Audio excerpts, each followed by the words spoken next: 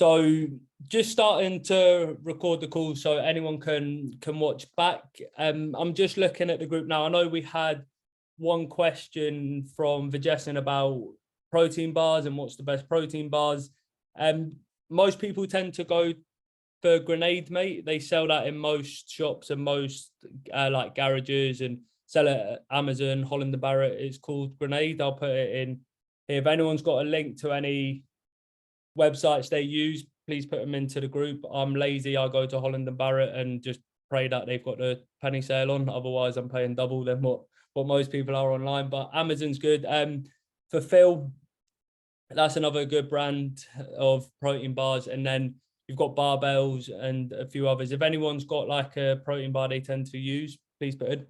We'll talk about protein bars, protein shakes throughout the 8 weeks. I won't go too much into it today because I want to give everyone a good understanding of sort of mapping out the next 8 weeks and what you're in for with ELIMIN8, and we'll go from there. But before I start, did anyone have any issues with the workouts and the calories? If they were all good, just drop me a Y in the chat if you're happy with filling out your details and everything was fine and you managed to navigate around the workout plan okay.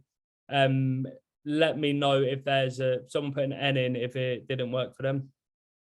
Let me see all the Ys. Good. Good. Right. That's a very good start. Did you enjoy the workouts if you've done them so far? Stick a Y and if you did, and N if you hated today's workout. Or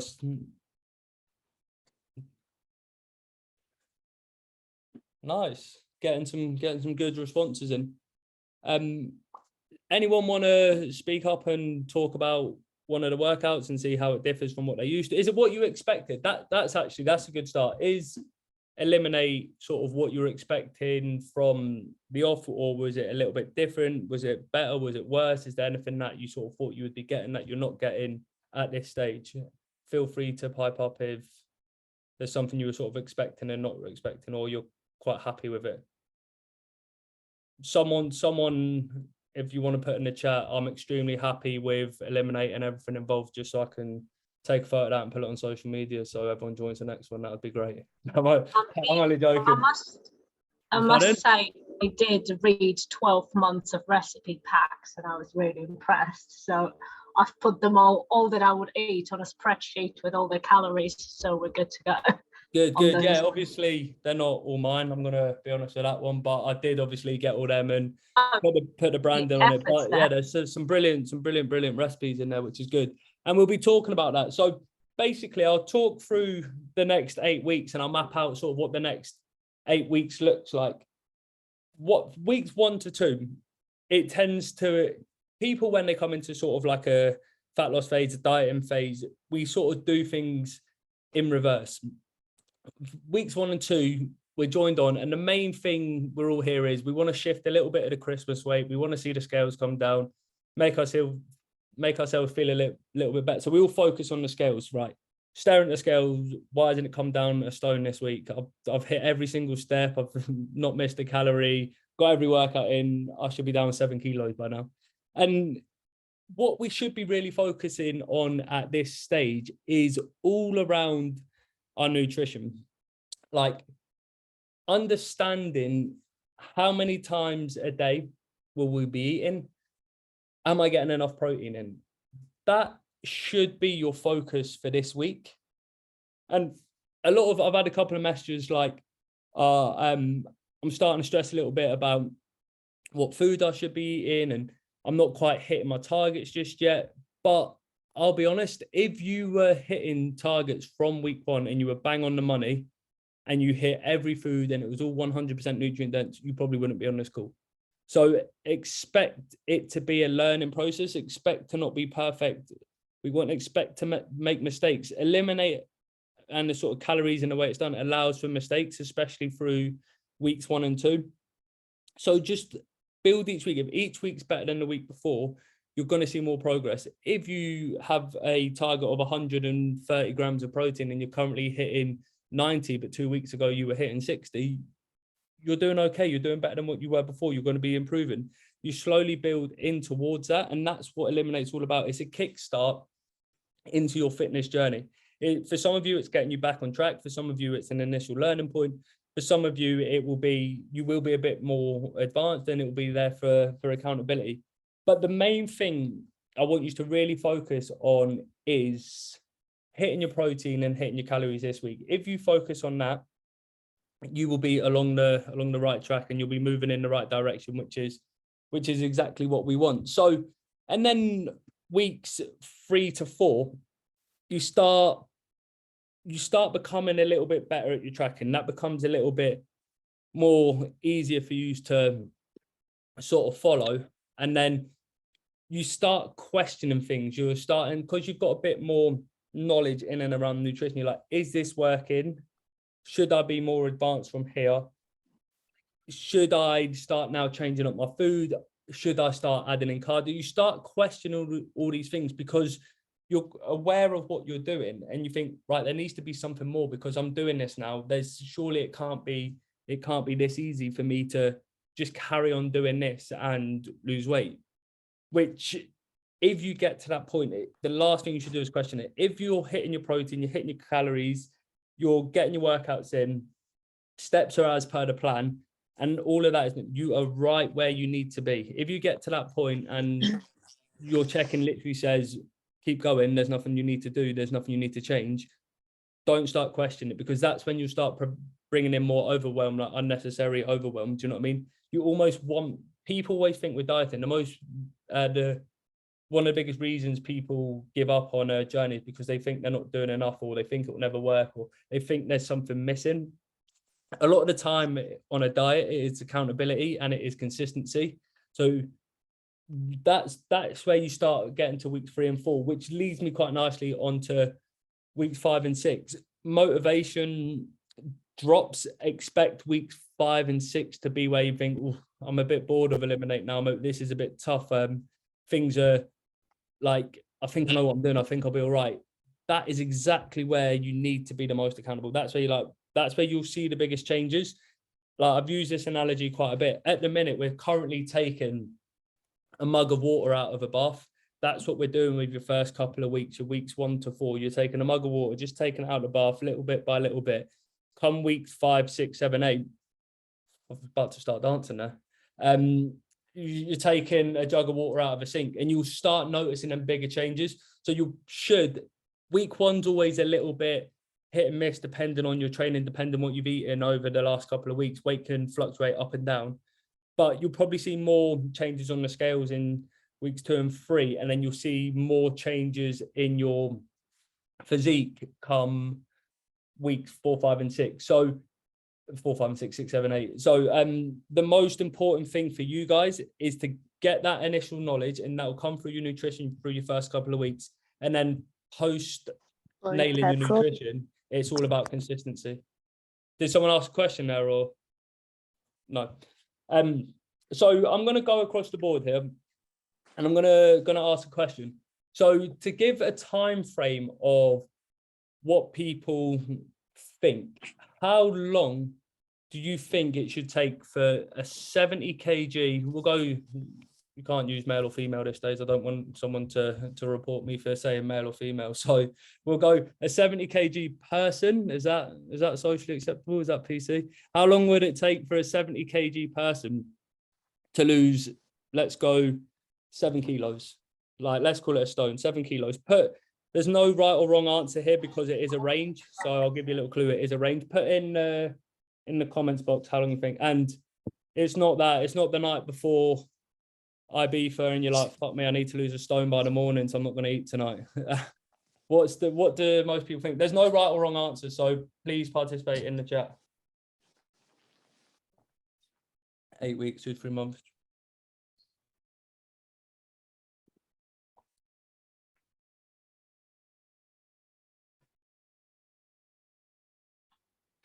Eight weeks, 4 weeks, 3 months. So that you can see there's a big range there. I think we had 4 weeks up to 4 months. Yeah. So most people think we should be losing weight at 0.5 to 1% or 0.5 to 1 kg a week. But where that goes wrong is you could have someone who's 100 kilos and someone who's 50 kilos.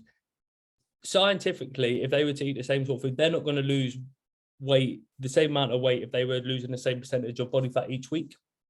So it's actually 0.5 to 1% of your body weight. So for a 70 kg person to lose 7 kilos, that's going to be at the higher end, that's going to be 10 weeks.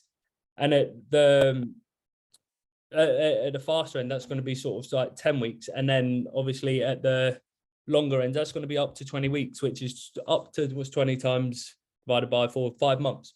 So you're looking somewhere between 2.5 to 5 months, which is a little bit longer than most people.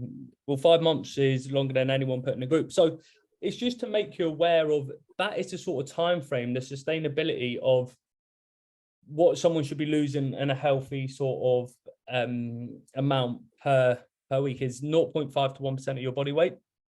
So just to make you aware, that is what, don't be getting beat up and caught up and being like, I'm only down 0.5 kilo this week and someone else has lost 1 kilo.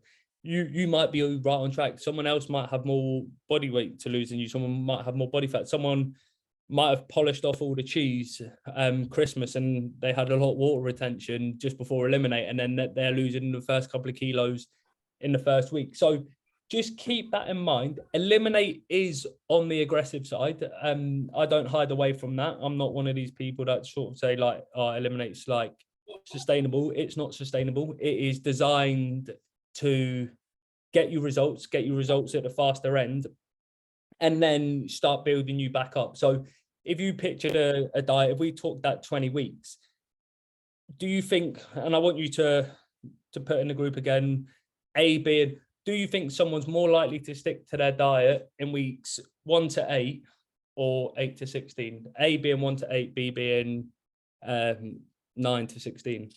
And use your own personal experience. A, B. Yeah.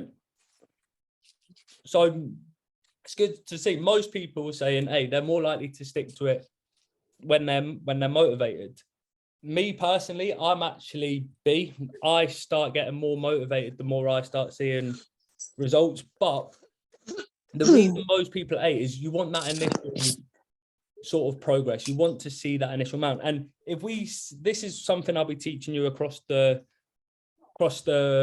8 weeks as well, is so most people can maintain weight at like triple their body weight. So we're using this example again, 70 kg person maintains weight at 2,100 calories, right? If we diet them down on ELIMIN8, we start them at 1,800, 1,700, 1,600. They finish the diet at 1,600 calories, right?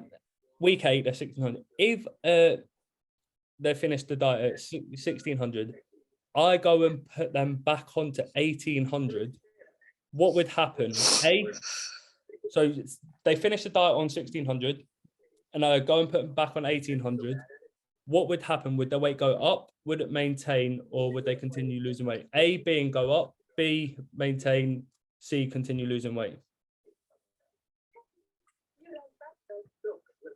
Oh, B, B, B, B, C. B, B, B, C. Tyler, you're cheating. You've done this before.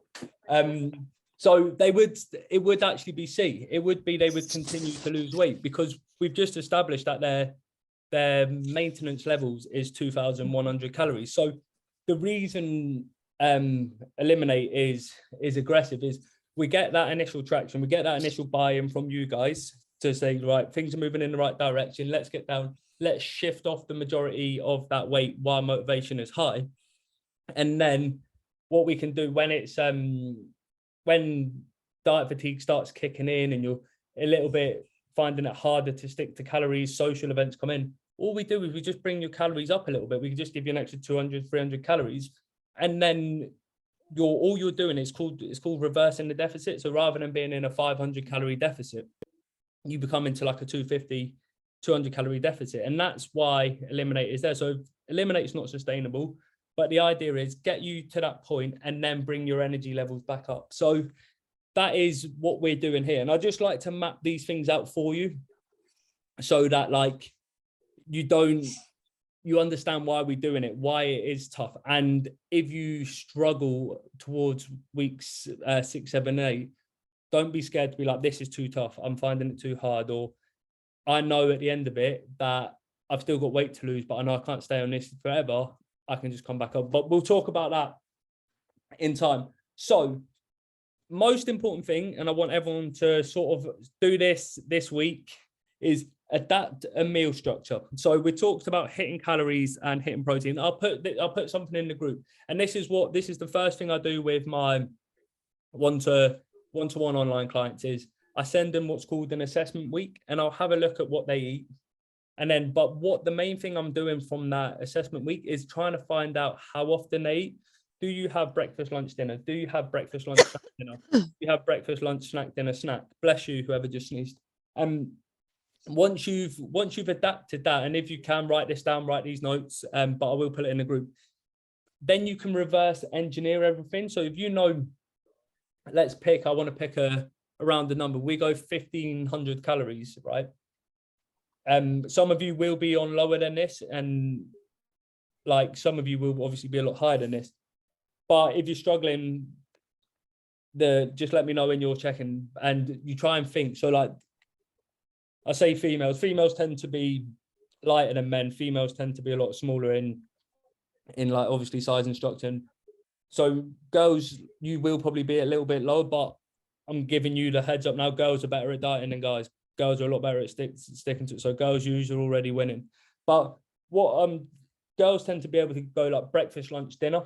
And if you are at the lower end, and that's because you need less food than men. Like you would, if you had a Great Dane and a Chihuahua in talking in terms of like another animal, you would probably give the Great Dane more food than you would give the Chihuahua. And it's the same with humans and things like that. So it's adapting that meal structure. Think yourself. Don't think, right, what's the best?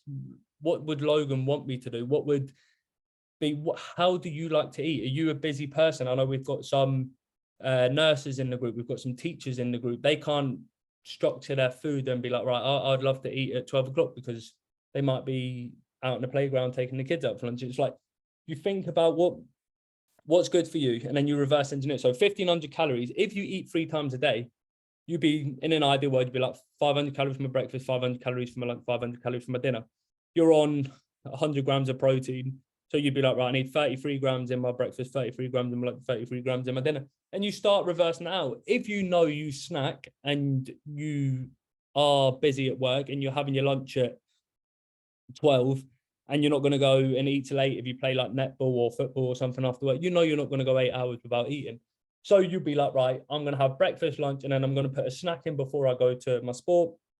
And then I'll have my dinner after I get back from sport. So using that 1,500 calorie example again, you're now looking at breaking it down, and you know a snack's going to be not as much as dinner. So you might go 400 lunch, 400 breakfast, 400 lunch, 300 snack, 400 dinner. So there's 4, 8, 12, 15. No one checked my maths ever on the call because I don't want to get embarrassed.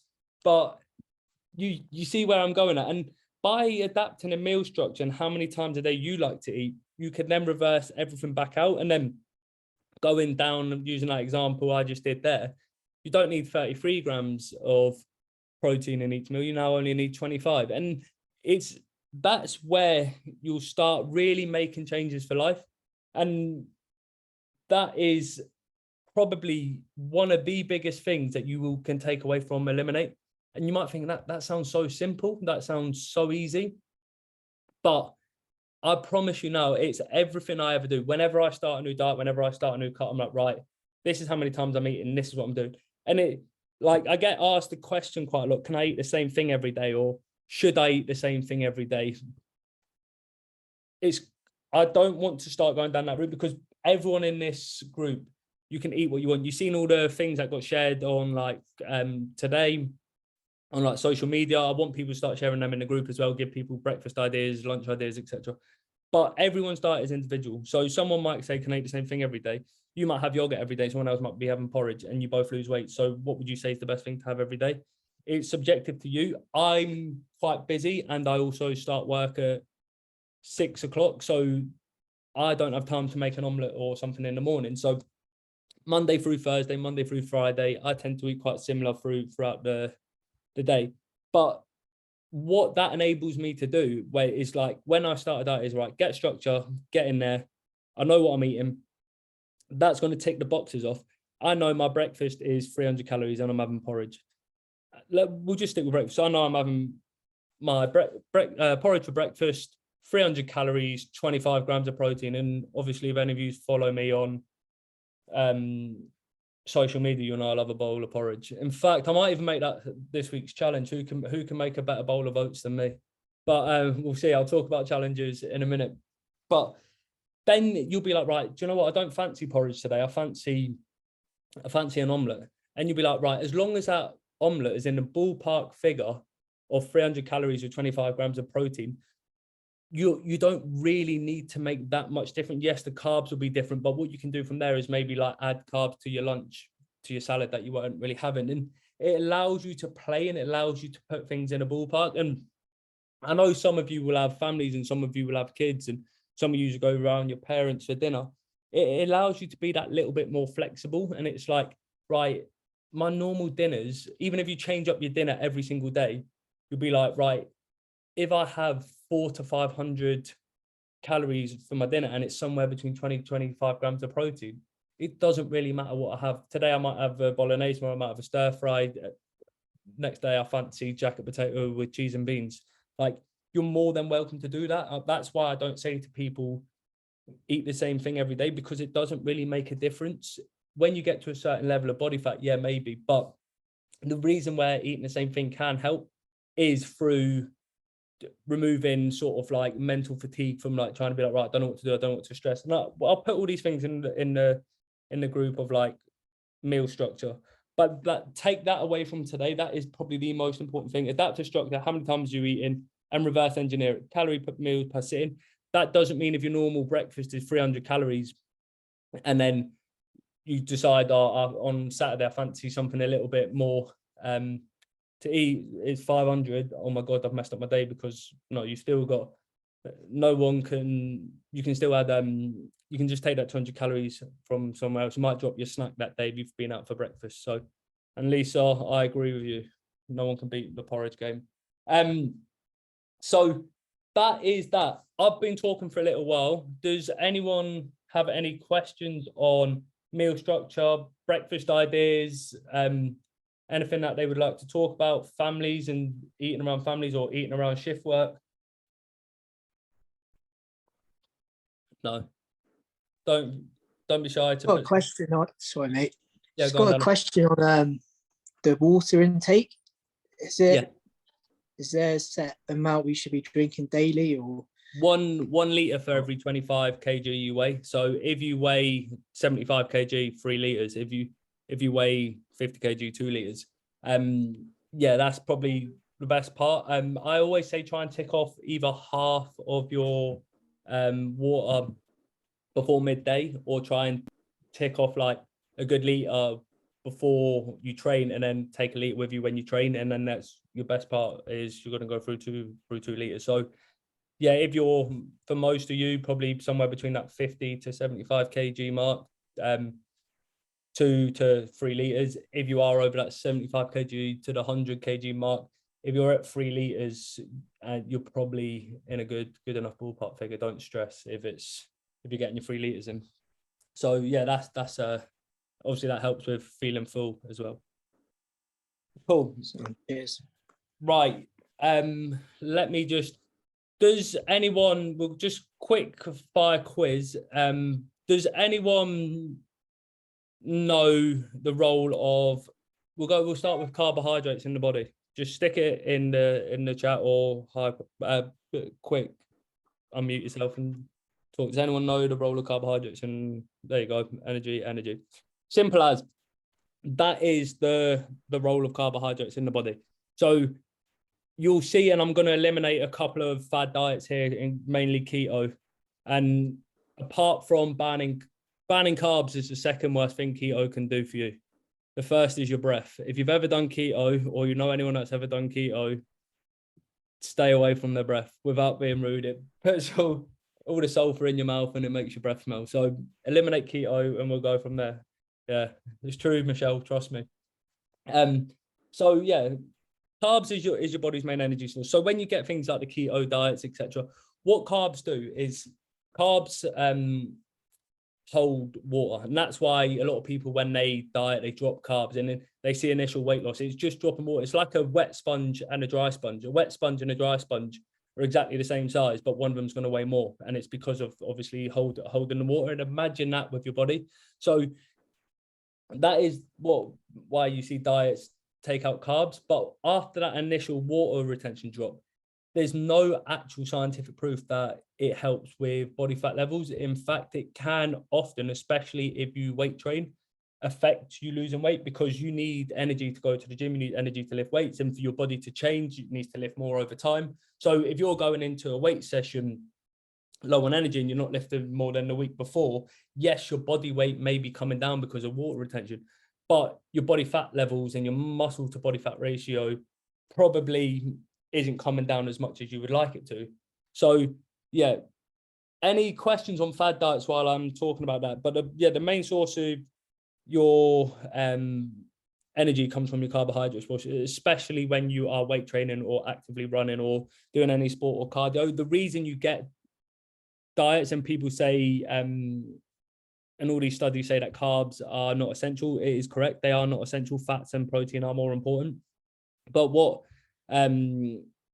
the role of the carb is obviously to give you the energy to train, and you want to keep it in there for that reason. And these studies have been done on general population. So like if someone sits at a desk, doesn't go to the gym, just drives to and from work, sits at a desk all day, they'll be using their fat sources because their heart rate's not going into that 120 zone when you start going and using your carbohydrate sources. Right, does anyone know the role of fats within the body? This isn't science. This is just sort of me giving you a little bit of interaction, and probably you'll know more than most people within the gym just from this information. Does anyone know the role of fats? And this is what I'm taught at Feed and Muscle. Not a bad shout, Ryan. So fats support cell growth and they absorb nutrients. So the reason I want to talk about this, and I gave you a little bit of insight into it and saying it's not a science lesson, there's method behind this, is fats support cell growth and they absorb all your nutrients. So when on a diet, especially for you females, which we guys know from firsthand are definitely more hormonal than men. Luckily, none of you are here to give me a slap, but you've got more hormones. You need fats more for basically creating miracles at one point. There we go, Lisa, managing them. That's the hard part, isn't it? It's you need them more for, like, obviously having babies, menstrual cycles, etc., etc. And that's why when you hear of females on long-term diets tend to lose their periods, it tends to be because of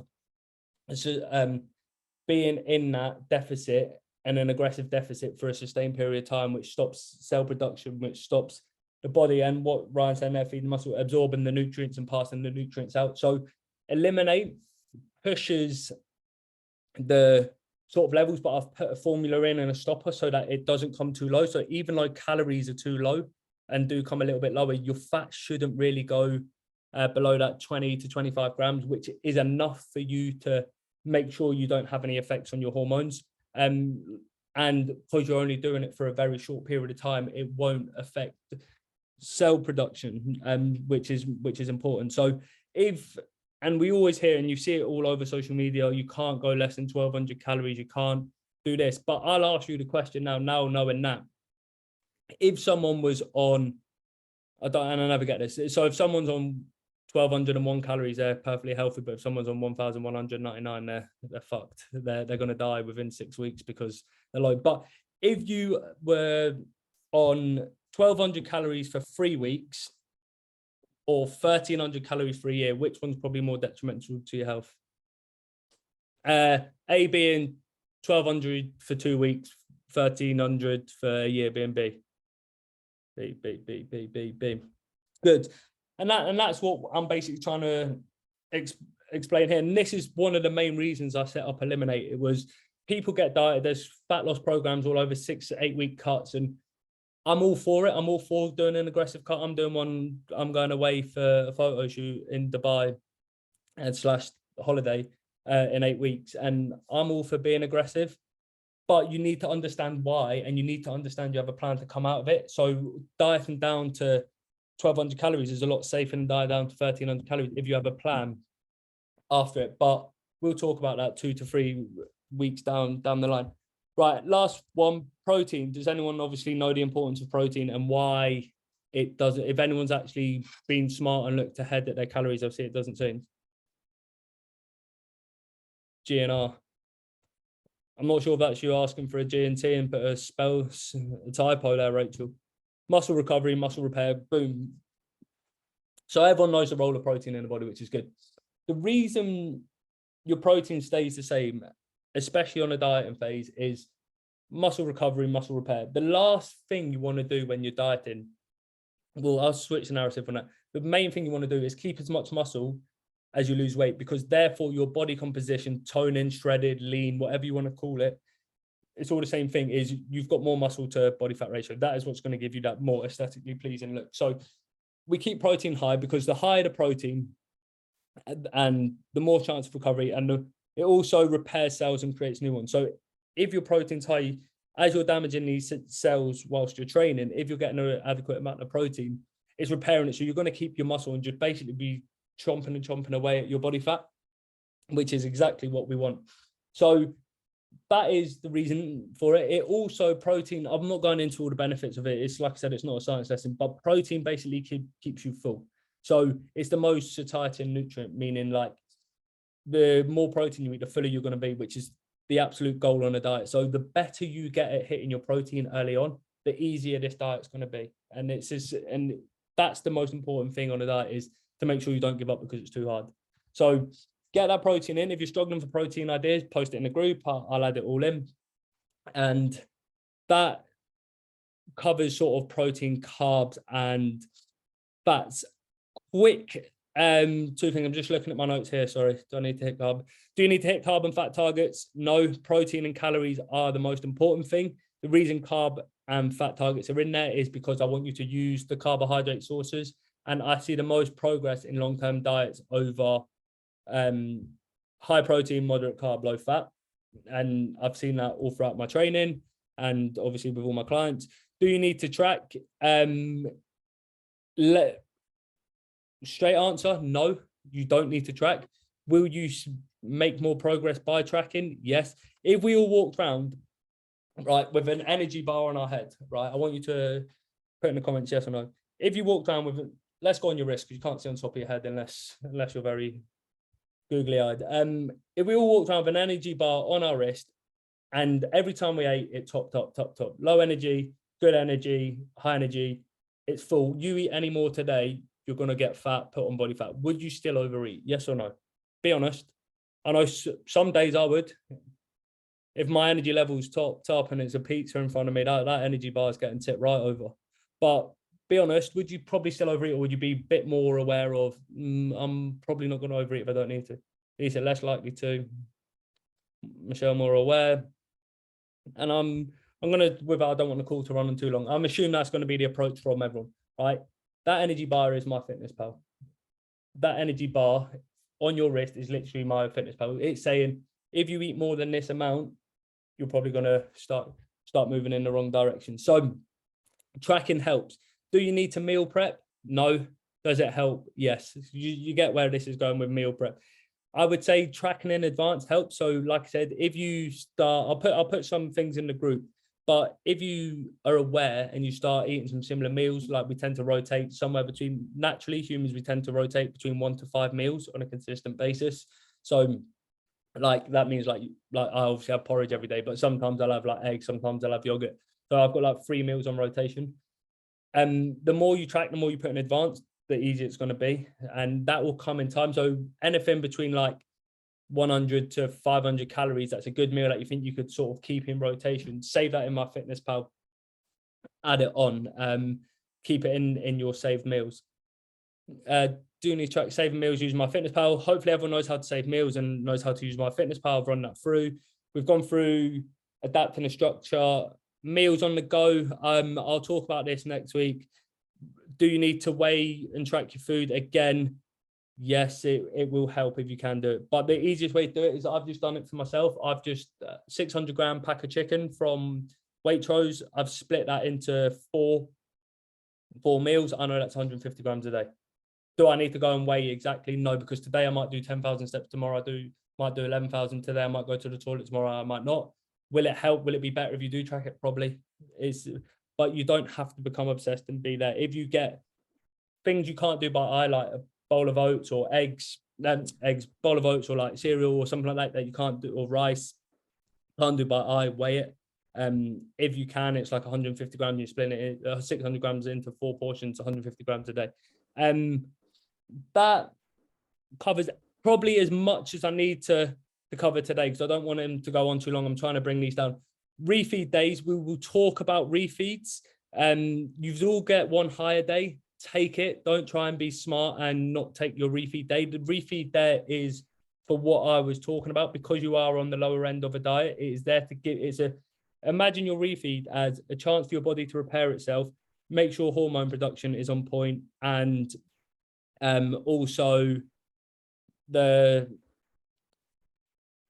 cell repair. So you're getting, and obviously consistency on the diet, making sure you manage to stick to the diet. It's there for adherence. It's there for all of that. So any questions for me before we wrap up? Before everyone jumps off, I want to get a nice picture for the social media. So cameras on, smile, pull a funny face. I'll wait for a few more cameras. Don't no one turn them off. Right, we'll get the cameras on. We're going in 3, 2. There we go. You can turn them off now. When do we have refeeds day? Sorry, I missed it. No, a refeed, Michelle, is basically, it's for any day that you can. I use mine for my weekends because that's when I'm more sociable. In a bodybuilding world, they would probably use it on like their leg day, their highest output days. So it also helps you understand that, like, say, for example, you did overeat on one day, rather than thinking I've ruined my diet. Just be like, do you know what? I was planning on having my refeed on Saturday. It's Wednesday. I did overeat a little bit. I'll have today as my refeed day, and Saturday I'll just have to be a little bit tight. Yeah, it's once a week. The leaner you get, the more refeeds you get. We will talk about socials, etc., but we'll talk about tracking at weekends. Emma struggled with hitting a high protein intake.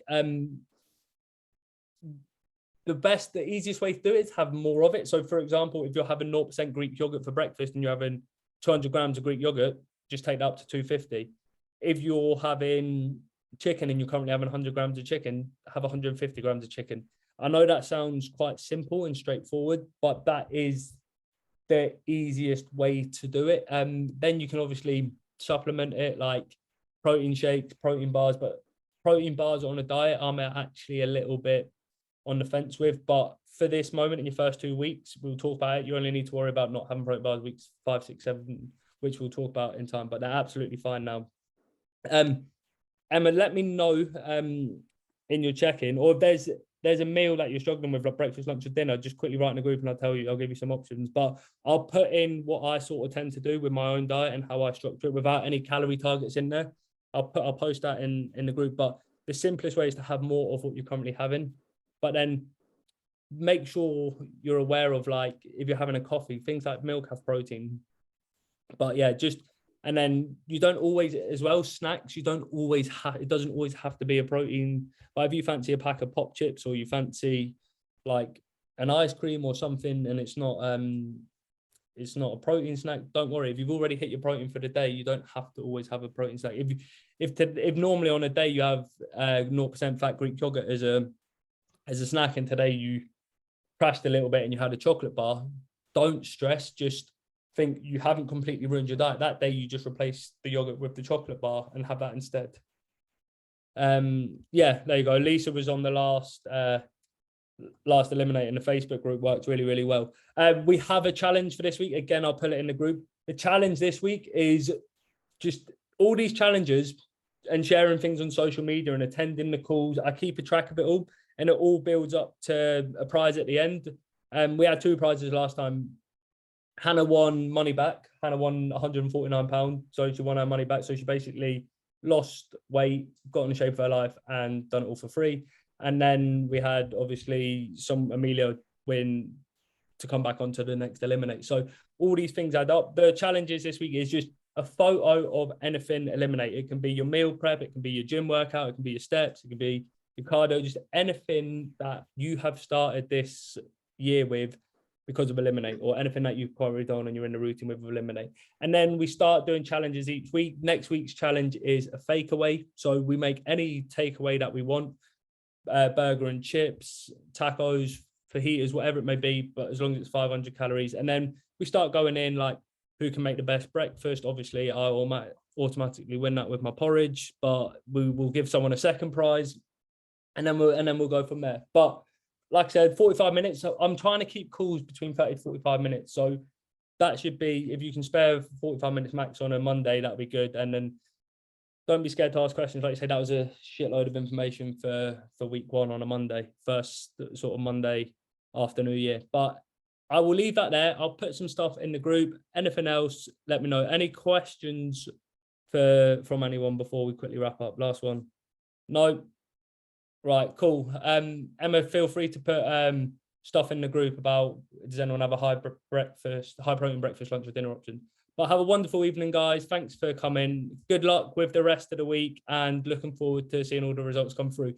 Check-ins done by Sunday. I'll reply on Monday if anyone has any issue with that. But speak to you soon. Have a wonderful evening. Thanks, everyone.